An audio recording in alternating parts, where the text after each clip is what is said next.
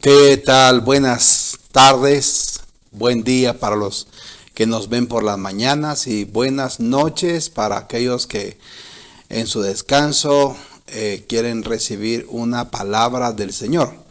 Es un privilegio para mí poder llegar nuevamente a través de su programa del Discipulado Avanzado. ¿Cuál es la idea de podernos proyectar con este tema de Discipulado Avanzado?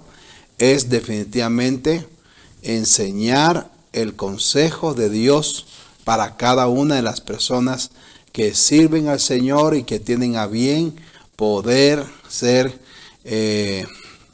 fortalecidas no solamente en la palabra, sino que también poder ser instruidas en el conocimiento de Dios para cada uno de ustedes. Bien, mis amados, quiero hoy en esta hora darle a conocer un tema muy importante y surgió de la necesidad que hay hoy básicamente en algunos sectores de la sociedad.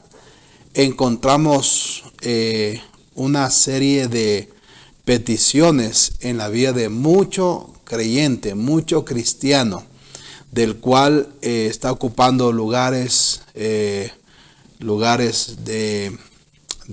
gran importancia como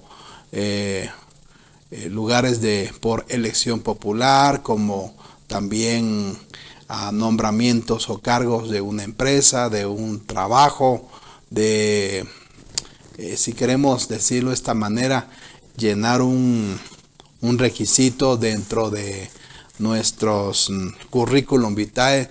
Y muchas veces hay personas que no saben cómo responder propiamente, no saben cómo responder para identificarse cuando se les pregunta qué religión son. Definitivamente la sociedad nos reconoce como una religión como tal, ¿verdad? Profesamos una religión. Pero definitivamente sabemos que en Cristo Jesús no profesamos una religión, profesamos una relación con Dios, una relación.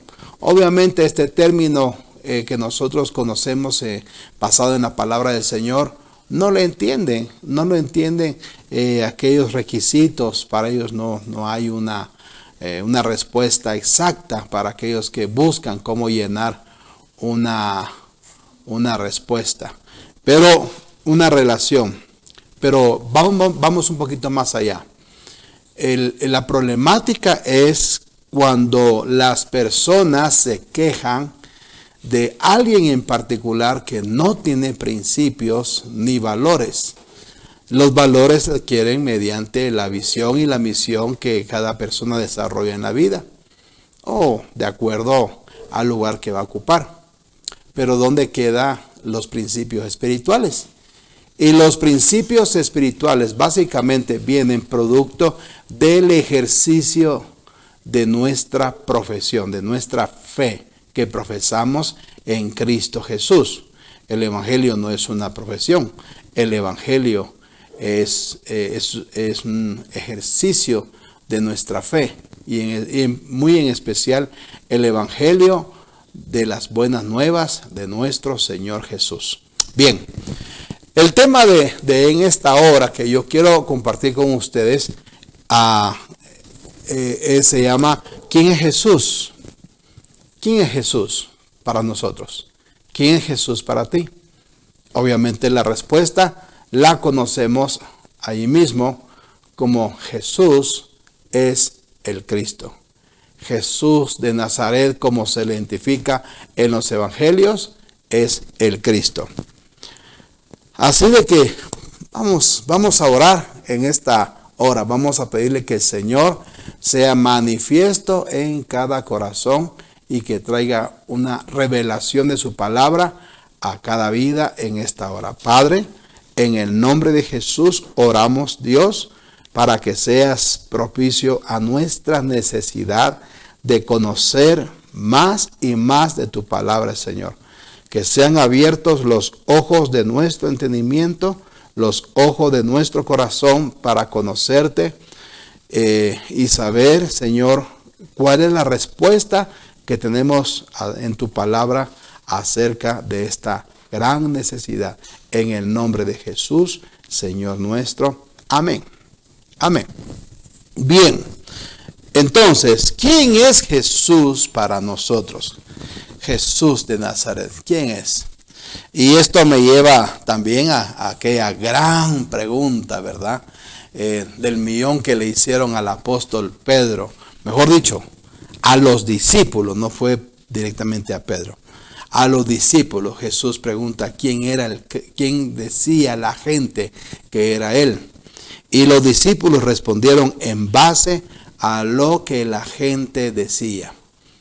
Y haciendo más preciso, Jesús le preguntó a Pedro y Pedro le responde: tú eres el Cristo, el Hijo del Dios viviente. Básicamente, este discípulo llamado Pedro, quien fue llamado posteriormente apóstol, encontramos que para haber respondido acerca del Cristo, no era más que una revelación de quién era Jesús en su vida. Tenemos algunas referencias. Vamos a ver algunas referencias de dónde surge propiamente el Cristo. A este Jesús de Nazaret, a quien es llamado el Cristo, déjeme decirle, tenemos algunas referencias propias desde el Antiguo Testamento hasta lo que concierne el Nuevo Testamento, para que nosotros sepamos y esto se convierta en nuestras vidas en un fundamento también de nuestra fe. Tenemos entonces en Lucas capítulo 1, verso 31 al 33, y se nos habla acerca de la profecía de Gabriel. Note bien, en Lucas 1:31 dice: y ahora concebirás en tu vientre y darás a luz un hijo y llamarás su nombre Jesús. Llamarás su nombre Jesús. Este será grande y será llamado Hijo del Altísimo. El Señor Dios le dará el trono de David, su padre, y reinará sobre la casa de Jacob para siempre, y su reino no tendrá fin. Bien, entonces, tenemos aquí las palabras del arcángel Gabriel hablando con María. Y llamarás su nombre Jesús. Dice, este será grande y será llamado. Fíjese bien, será grande y será llamado Hijo del Altísimo. O sea, Jesús en nuestra enseñanza tradicional solamente conocemos a Jesús como el Salvador, como el Hijo de María, como el Salvador del mundo, y le conocemos como el Hijo del Hombre. Pero dice aquí, será llamado Hijo del Altísimo, y el Señor Dios le dará el trono de David, su padre. Entonces, había un trono preparado para Jesús, ¿verdad? Porque ya aquí está hablando acerca de una genealogía, y por el cual viene de la línea de David. Entonces, cuando habla de David, su padre, estamos hablando de una ascendencia, de una genealogía propia, biológica, por el cual Jesús habría de nacer, y el ángel viene a confirmar esa palabra. ¿Quién era? No era una cualquier persona.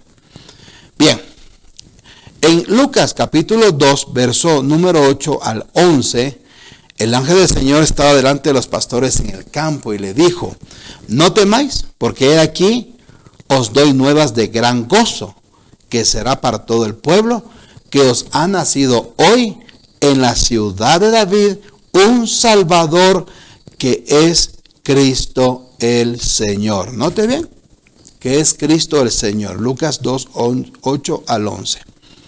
Entonces, ahí ya no solamente encontramos una palabra previa a su nacimiento, ahora vemos la proclamación angelical, por el cual vemos que el ángel trae buenas nuevas de gran gozo para todo el pueblo, y que había nacido en la ciudad de David un Salvador, que era Cristo el Señor. Bien, de esta manera también encontramos en Lucas, ¿verdad? En el Evangelio de Lucas, capítulo 2, verso 25, en adelante, dice: he aquí había en Jerusalén un hombre llamado Simeón, y este hombre, justo y piadoso, esperaba la consolación de Israel.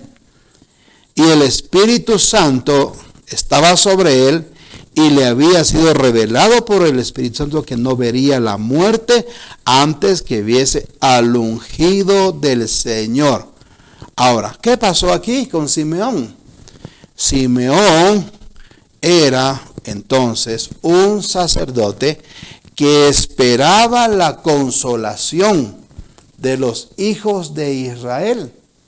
¿Se da cuenta? Entonces, al ver a Jesús en persona, ¿qué hizo Simeón?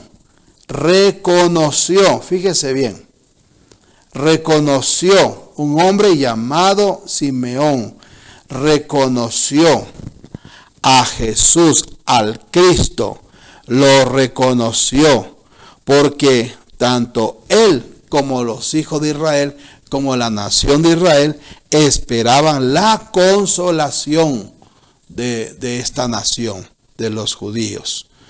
Y cuando él confirma el nacimiento, ve presencia, el nacimiento de Jesús, entonces confirma las buenas nuevas de salvación, confirma la consolación para su pueblo, vio claramente cómo o de la manera en que el Espíritu Santo le había revelado que no vería muerte antes, dice, antes que viese al ungido del Señor.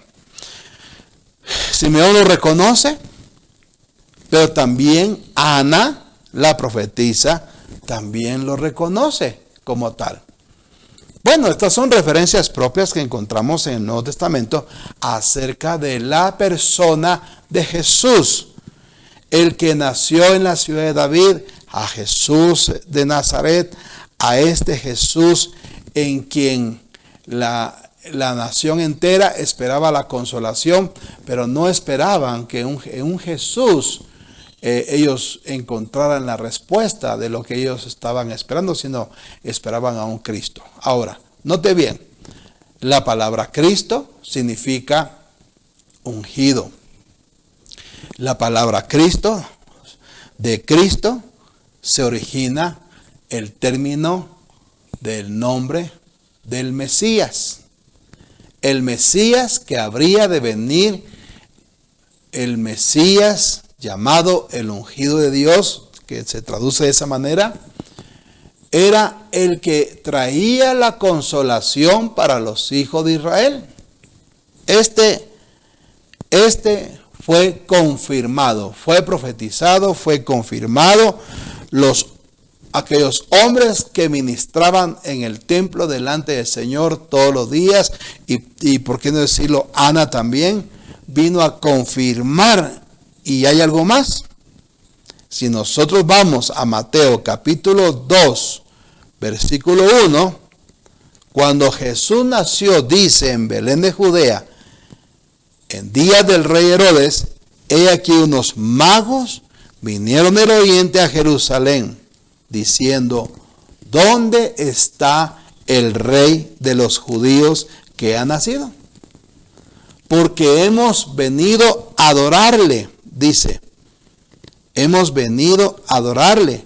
Su estrella hemos visto en el oriente y venimos a adorarle. Y al entrar en la casa, vieron al niño con María, su madre, y postrándose lo adoraron, y abriendo sus tesoros le ofrecieron presentes, oro, incienso y mirra.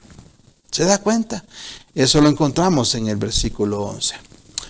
Ahora, si usted me ayuda, entonces, tenemos el arcángel, el ángel Gabriel, notificando, confirmando el nacimiento acerca del Hijo de Dios, del Hijo del Altísimo, y hasta el nombre le fue dado. A quien le confirma de acuerdo a las Escrituras, a quien Dios, el Señor, le daría su trono, el trono de David, su padre.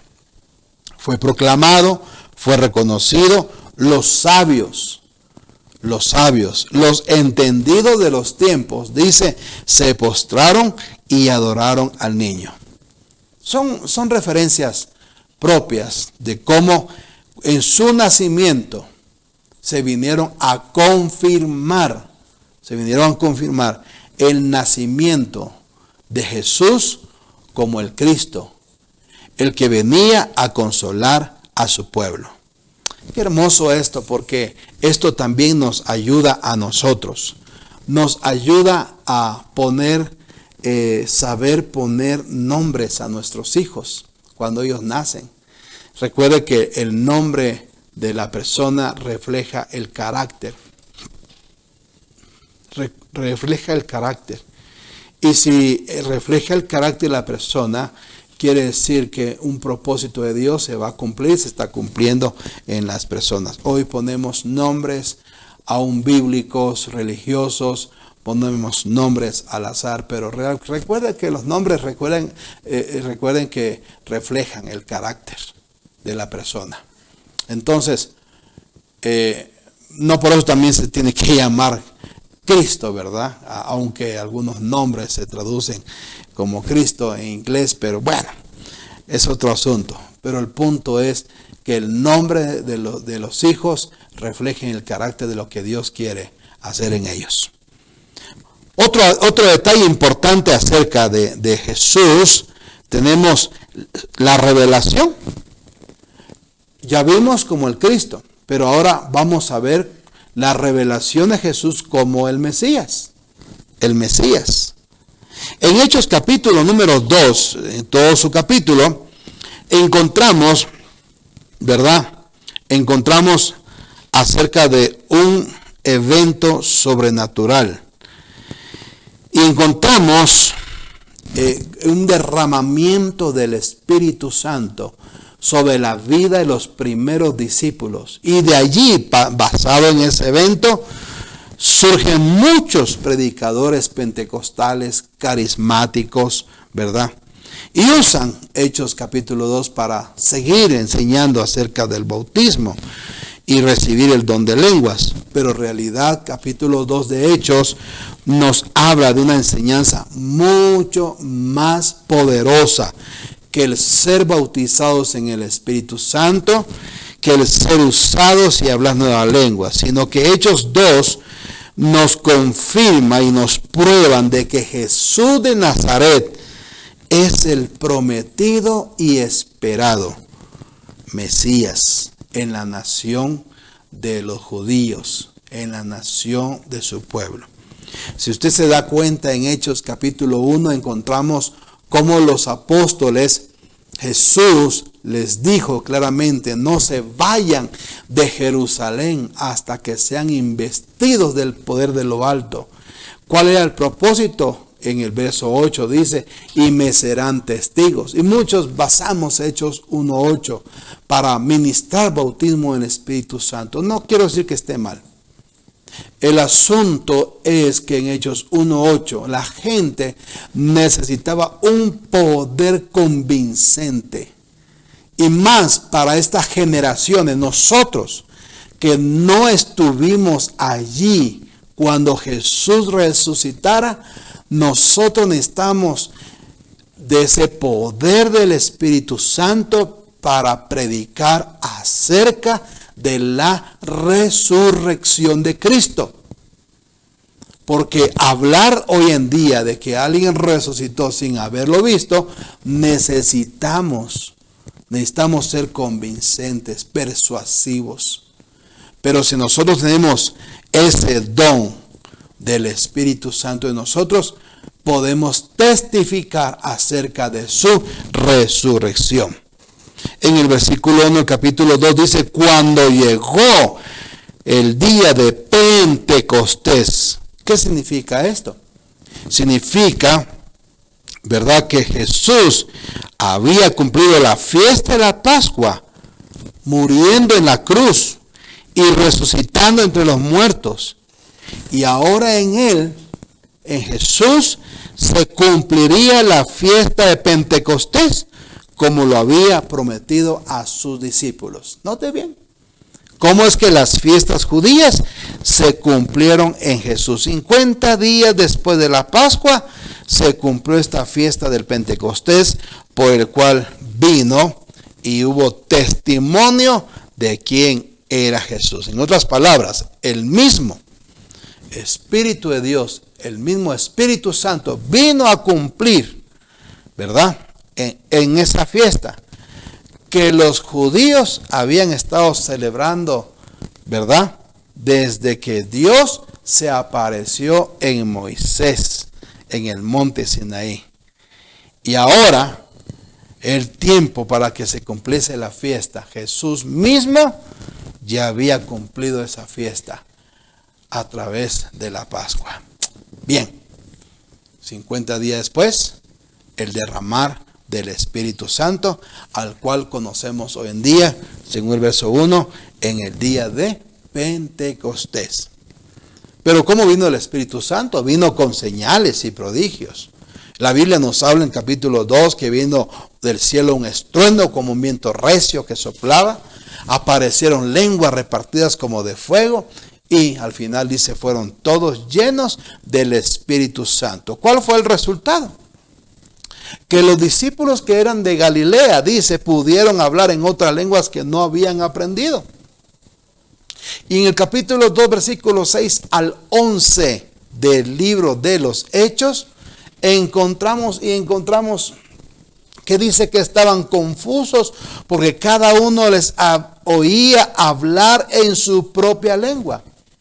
Algunos aluden o argumentan de que, pues obviamente estaban hablando diferentes lenguajes que hoy conocemos, ¿verdad?, en la actualidad. Habían medos, partos, elamitas y habían de otras naciones. Obviamente los judíos se habían juntado para la fiesta cada año que se celebraba en el templo. Venían de todas las naciones, ya habían aprendido el lenguaje de otras naciones y entonces empezaban a hablar y entenderse de acuerdo a su lenguaje o idioma. Definitivamente era algo sobrenatural. Independientemente se entendieran entre sí cuando hablaban en otras lenguas, pero también recordemos que el mismo apóstol Pablo nos ayuda más adelante en sus epístolas y nos enseña y nos habla acerca del lenguaje del Espíritu, totalmente diferente a lo que quizás muchos argumentan que este era un lenguaje natural que se había aprendido de otras etnias. Bien, entonces Pedro explica y Pedro usa las mismas escrituras, ¿verdad?, que en el libro del profeta Joel, él lo citó en Hechos 2:16 al 21. Y si gusta, vamos por favor en Hechos 2:16, 21, las palabras del profeta Joel. No son de Pedro, son del profeta Joel. ¿Qué dice? Versículo número 6. Esto es lo dicho por el profeta Joel. Es una referencia propia. Sigamos, por favor. ¿Qué dice? En los postreros días, dice Dios, derramaré de mi espíritu sobre toda carne, y vuestros hijos y vuestras hijas profetizarán, vuestros jóvenes verán visiones, vuestros ancianos soñarán sueños. Sigamos. ¿Qué sigue diciendo en el versículo 18? Y de cierto sobre mis siervos y sobre mis siervas, dice, en aquellos días derramaré de mi espíritu y profetizarán. Sigamos. Y daré prodigios arriba en el cielo y señales abajo en la tierra, dice, sangre y fuego de vapor de humo. Aleluya. ¿Se da cuenta? Y en el verso número 19, 20, el sol se convertirá en tinieblas y la luna en sangre antes que venga el día del Señor grande y manifiesto, y todo aquel que invocar el nombre del Señor, dice, será salvo. Oiga, estoy recordando algo muy importante en esta parte de la escritura que estamos haciendo referencia hoy, de los puntos que estamos haciendo referencia hoy. No estamos hablando de salvación como tal. Estamos dando algunos aspectos referentes hacia lo que se había dicho de Jesús y cómo la revelación iba a venir, ¿verdad? En los judíos. En el capítulo 2 estamos teniendo una referencia citada del Antiguo Testamento para que los judíos entendieran. Y para ellos les fue fácil. Les fue fácil entender quién era el Cristo. ¿Sabe por qué? Porque era toda una nación que esperaba la consolación de los hijos de Israel. Ellos sábado con sábado se reunían en las sinagogas a leer acerca del Cristo, o sea, a estudiar la ley y a estudiar, ¿verdad?, que había una promesa para ellos.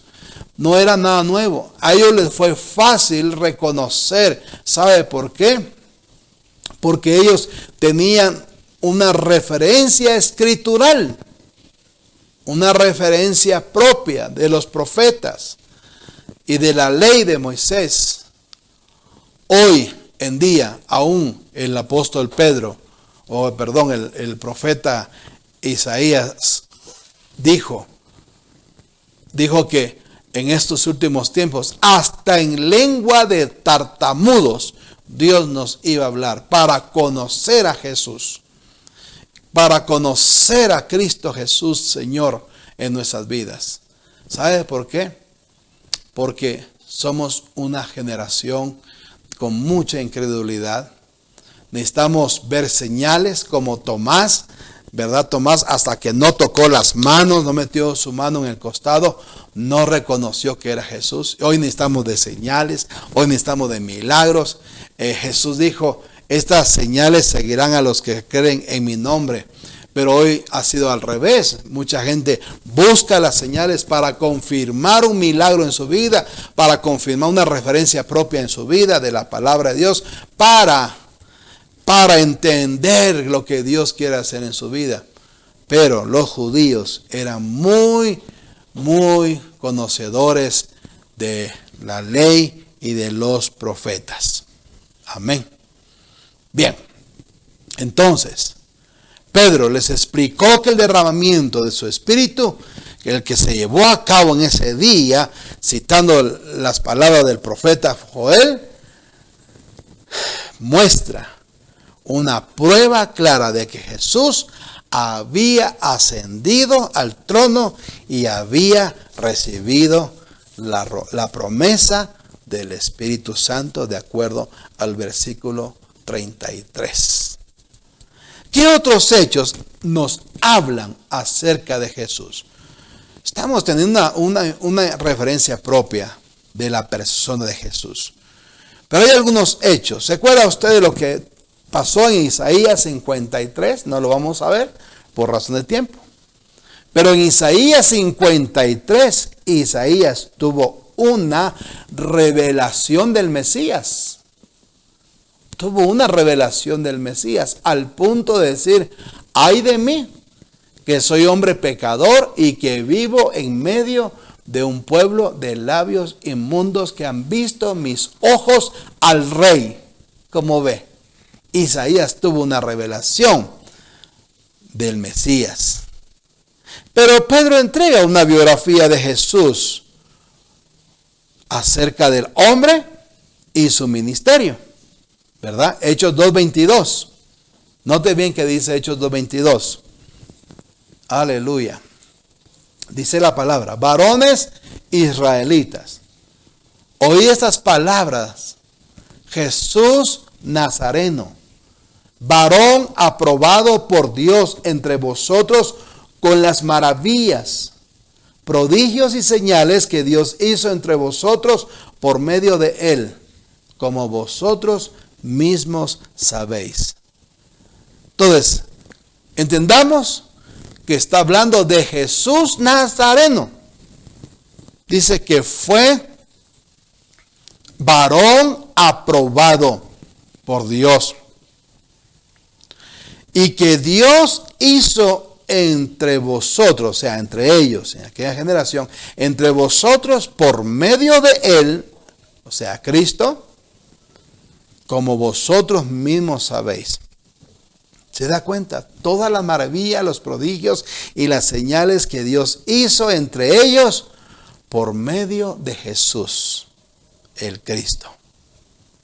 Esto es en relación a la persona de Jesús como hombre y su ministerio. Ahí había. Ahora, si usted me ayuda en Hechos capítulo 10, ¿verdad? En Hechos capítulo 10, versículo número, se me fue este versículo, 38, 10:38. Oiga esto: como Dios ungió con el Espíritu Santo y con poder a Jesús de Nazaret, y como éste anduvo haciendo bienes y sanando a todos los oprimidos por el diablo, porque Dios estaba con él. ¿A quién ungió Dios con el Espíritu Santo? A Jesús de Nazaret. ¿Se da cuenta? Y dice, ¿por qué Jesús anduvo haciendo bienes, sanando a los oprimidos por el diablo? Simplemente porque Dios estaba con él. Es una referencia acerca de Jesús de Nazaret como hombre y su ministerio. Pero ¿qué podemos decir acerca de su muerte? Versículo, ¿verdad? 23 del capítulo 2 del libro de los Hechos. A este, entregado por el determinado consejo y anticipado conocimiento de Dios, prendisteis y matasteis por manos de inicuos, crucificándole. Wow. Dice que fue entregado. Fue realmente crucificado. Esta fue la forma más horrenda de su muerte practicado por los romanos. O sea, Jesús en su ministerio anduvo haciendo bienes y milagros, sanando a los oprimidos por el diablo, porque Dios estaba con él, estaba en su ministerio. Pero en su muerte recibe la horrenda más fuerte de su muerte, practicada por los romanos de aquel entonces.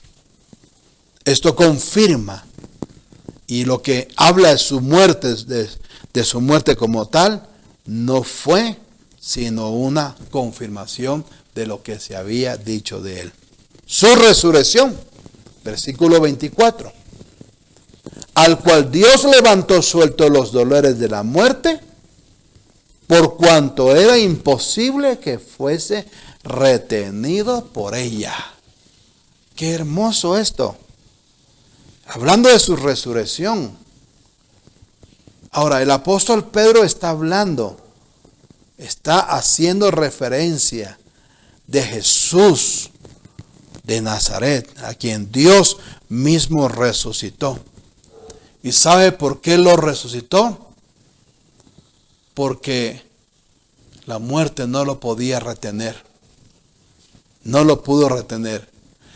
Y como no lo pudo retener porque él era Dios, y siendo él Dios mismo, hecho carne, él no podía permanecer. Y su cuerpo, como dice David, no podía ver corrupción. El mismo salmista David, en Hechos 2:25 al 28, Fíjese bien, encontramos la referencia de David. Porque David dice de él: veía al Señor siempre delante de mí, porque está a mi diestra, no seré conmovido. Por lo cual mi corazón se alegró y se gozó mi lengua, y aún mi carne descansará en esperanza. Porque no dejarás mi alma en el Hades, ni permitirás que tu santo vea corrupción. Me hiciste conocer, dice, los caminos de la vida, me llenarás de gozo con tu presencia. Eso lo dice lo dice el apóstol Pedro en Hechos 2:25. Pero es una referencia a lo que el salmista David dice en el Salmo 16. Ahora, porque dice David de él. ¿Qué decía David acerca de él? Veía al Señor siempre delante de mí. No seré conmovido, porque no dejarás mi alma en el Hades, ni permitirás que tu santo vea corrupción. Y en el versículo 29, varones hermanos, se os puede decir libremente del patriarca David, que murió y fue sepultado, y su sepulcro está con nosotros hasta el día de hoy. ¿Se da cuenta? Hermano, en la historia de la vida, el verso 29 es interesante. En la vida de hoy encontramos muchos mártires. Encontramos muchas personas siendo adoradas, veneradas a través de toda la historia religiosa. Pero no se dice de ninguno de ellos que haya resucitado, sino el Cristo, el quien David mismo había profetizado. Y quien como Jesús, que en él se cumplieron más de 2000 profecías de que Jesús era el Cristo, de que habría de padecer, ser muerto y que al tercer día él iba a ser resucitado. Ahora, Jesús, hijo de David, en la carne, ¿verdad? Ahora, versículo 30, sigue diciendo, pero siendo profeta, dice, y sabiendo que con juramento Dios le había jurado de su descendencia, en cuanto a la carne, levantaría al Cristo para que se sentase en su trono. ¿Quién era profeta? David. Dice, Dios mismo le había jurado de su descendencia en cuanto a la carne, o sea, en cuanto a lo biológico. Levantaría, en cuanto a su descendencia, levantaría al Cristo para que se sentase en su trono. ¿Se da cuenta? Versículo 31, viéndolo antes, habló de la resurrección de Cristo, que su alma no fue dejada en el Hades, ni su carne vio corrupción. Aleluya. 32. A este Jesús resucitó Dios de lo cual todos nosotros somos testigos. Está hablando Pedro, está hablando referente a las palabras de David, que habló acerca de Jesús, el Hijo del Altísimo, el Cristo, el Mesías, el ungido de Dios. Aleluya. Entonces, si algo tenemos que hacer nosotros es aprender a leer las Escrituras. Y Jesús mismo lo dijo en el Evangelio de Juan. Dice, escudriñad las Escrituras, porque a vosotros parece que en ellas tenéis la vida eterna, y ellas son las que dan testimonio de mí. Qué importante conocer las Escrituras, saber el origen de Cristo Jesús. No necesitamos irnos en otras formas de pensar cristiana para entender quién es Cristo Jesús, pero la misma Biblia nos da esta referencia propia. Se da cuenta que el capítulo 2 está hablando más de lo que Jesús era, de quién iba a ser, quién era Jesús para los judíos y lo sería para nosotros. El evento, el día de Pentecostés, se quedó en una experiencia propia. Pero Hechos 1:8 dice Pedro que íbamos a recibir poder para ser testigos de la resurrección. ¿Por qué mucha gente no da testimonio hoy del Evangelio? ¿Por qué mucha gente no da testimonio de Cristo Jesús en su vida? Porque no hay fundamento, no hay conocimiento. No hay un principio propio en saber quién es Jesús.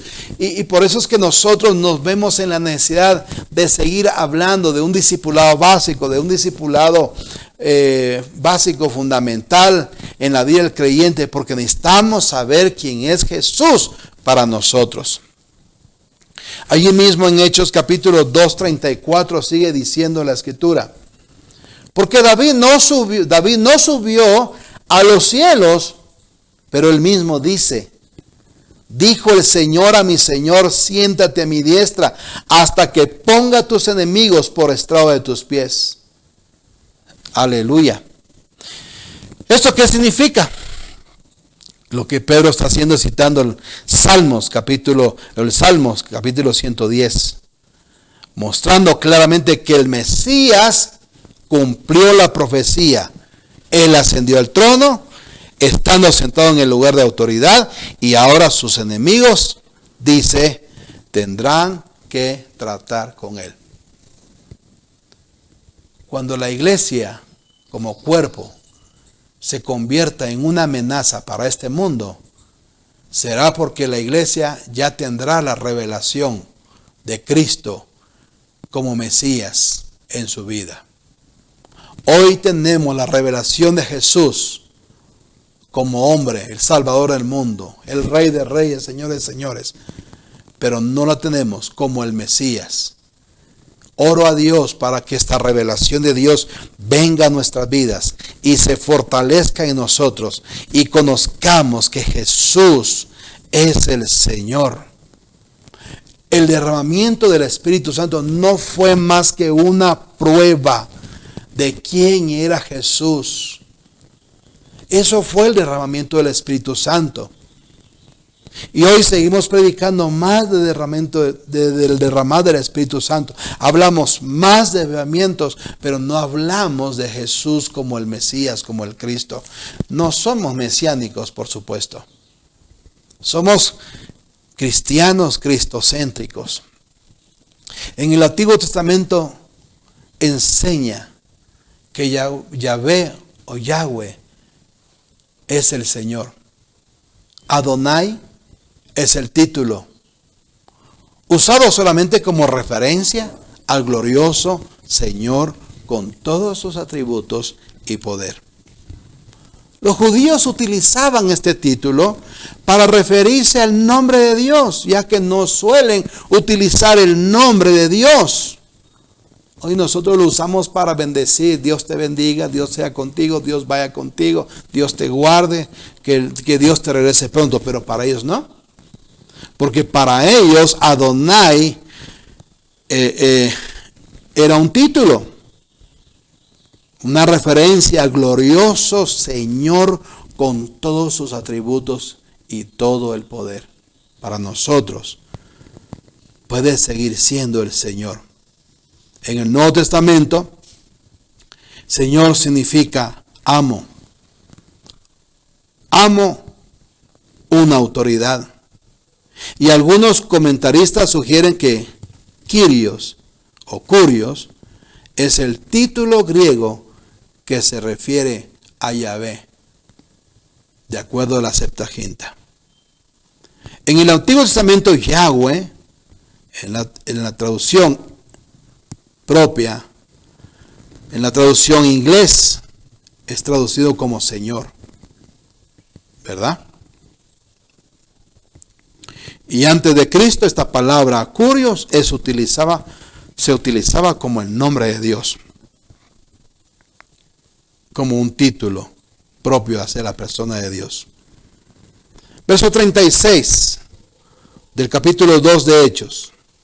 Sepa pues ciertamente toda la casa de Israel que a este Jesús a quien vosotros crucificasteis, Dios le ha hecho Señor y Cristo. Le da el título de Señor, Kyrios, pero le da el título de Cristo, como el Mesías, como el ungido. Ahora, note bien, él estaba atribuyendo divinidad plena a Jesús. Lo que Pedro había probado es que el Mesías prometido del Antiguo Testamento era Jesús de Nazaret. Y había sido declarado por Dios que fuese tanto Señor como Cristo. ¿Resultado de todo esto cuál es entonces? El resultado es que hoy en día nosotros como iglesia estamos siendo edificados sobre esta revelación. Jesús mismo en Mateo 16 dijo que la iglesia está siendo edificada sobre esta revelación de Jesús como el Mesías y el Hijo de Dios. Y en el versículo 18 del capítulo 16 de Mateo, ¿qué sigue diciendo ahí la Escritura? ¿Me ayuda usted, por favor? Note bien. Mateo 16, 18. Y esto lo hacía por muchos. No, estamos en Hechos. Mateo 16, 18. Bien. Perdón.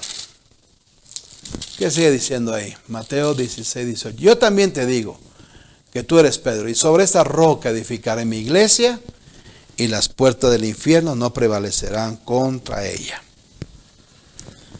Esto es sobre la revelación de quién era Jesús, que él podía anunciar desde ese momento que comenzaría a edificar su iglesia, y la edificación de la iglesia era dependiente de la comprensión de quién es desde el antiguo, y está siendo profetizado como Jesús, el Hijo de Dios. ¿Quién es Jesús para usted? ¿Es Jesús el Salvador únicamente? ¿O es Jesús el Cristo? El que fue anunciado para la nación de los judíos. Pero recuerden, la Biblia dice que de dos pueblos hizo uno. De los judíos como gentiles hizo uno. Y ese pueblo se llama la iglesia. Y como iglesia no estamos divididos. Porque en Cristo Jesús ya no hay judíos ni griegos, ¿verdad? Ya no hay. En Cristo Jesús somos uno. Y si somos uno en Cristo, debemos de estar basados o debemos ser edificados en esta revelación. Porque Jesús le dijo a Pedro, tú eres Pedro. Bienaventurado Pedro, porque no te lo reveló carne ni sangre, sino mi Padre que está en los cielos. Y sobre esta roca edificaré mi iglesia. Que usted y yo seamos edificados en base a la promesa de Dios. El derramar del Espíritu Santo es un testimonio. Es para que usted y yo demos testimonio de quién es Jesús en nuestra vida. No es para que nos convirtamos en un grupo de cristianos más, sino que seamos el cuerpo de Cristo, anunciando su venida, proclamando su venida hasta que Él venga. Señor, te doy gracias en esta hora y te pido que sea tu nombre bendito y glorificado en el corazón de los que te aman y de los que te buscan. En Cristo Jesús, Señor nuestro. Amén. Que Dios te bendiga, que Dios te guarde. Escríbenos por WhatsApp, por las redes sociales. Escríbenos donde te sea más fácil. Nos vemos en la próxima lección. Amén.